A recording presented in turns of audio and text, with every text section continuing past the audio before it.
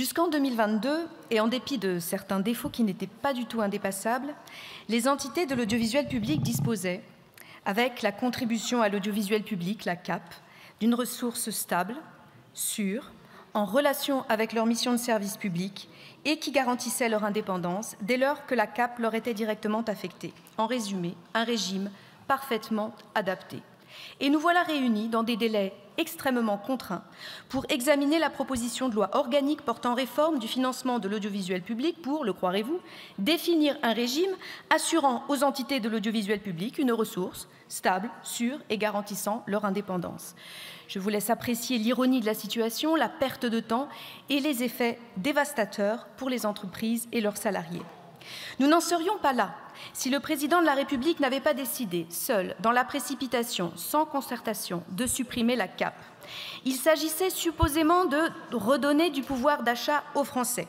Il est vrai que la question du pouvoir d'achat était alors, et elle l'est malheureusement toujours, au cœur des préoccupations des Français. Si le gouvernement d'alors avait vraiment voulu redonner du pouvoir d'achat aux Français, il aurait augmenté les salaires et opéré les blocages de prix de première nécessité, comme nous le réclamions alors. Nous n'en serions pas là si le gouvernement avait prêté une plus grande attention aux avis insistants des entreprises elles-mêmes ou du Conseil constitutionnel dénonçant la dangerosité de la suppression de la CAP, puis le caractère temporaire du bricolage mis en œuvre à la place. Nous n'en serions pas là si, depuis 2022, le gouvernement avait écouté certains parlementaires qui ont été cités, qui avaient déposé des propositions de loi permettant de remédier à la situation dans des délais satisfaisants.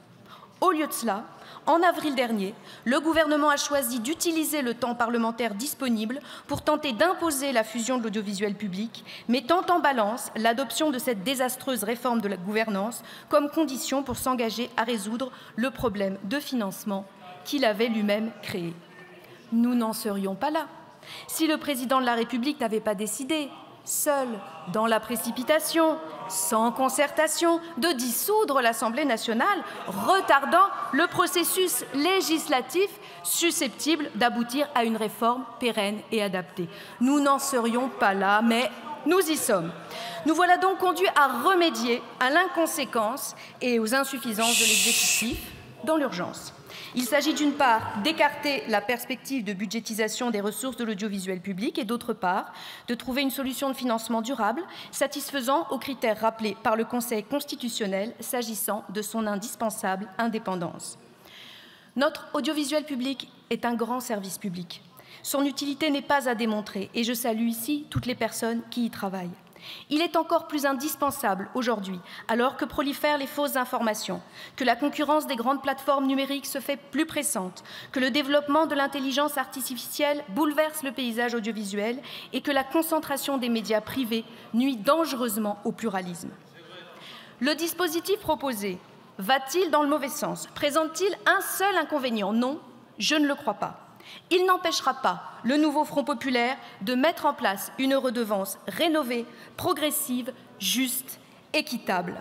Nous aurons aussi le champ libre à l'avenir pour améliorer le dispositif en nous inspirant de l'exemple allemand, en confiant à un organisme indépendant le soin de déterminer de manière objective et sur une base pluriannuelle les besoins de financement de l'audiovisuel public, comme je le propose par amendement. Nous aurons aussi le champ libre pour voter une loi de programmation pour l'audiovisuel public afin de mieux sécuriser ses financements et ses missions, comme je l'ai proposé avec Céline Calvez dans notre rapport sur les contrats d'objectifs et de moyens. Le texte proposé n'interdit rien pour l'avenir, mais permet d'écarter le risque principal que représenterait la budgétisation du financement de l'audiovisuel public.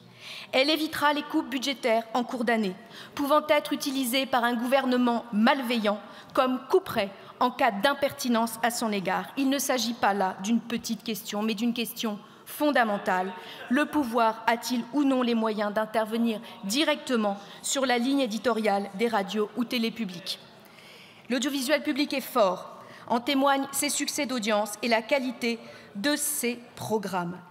C'est pourquoi je tiens à un tel audiovisuel public et j'invite notre Assemblée à adopter cette proposition de loi sans modification, Je le fais ici en dénonçant le sous-financement chronique dont fait l'objet notre audiovisuel public, qui le menace structurellement, mais je le fais lucidement, guidé par l'impératif démocratique que constitue l'indépendance de notre audiovisuel public, qui doit primer sur toute autre considération.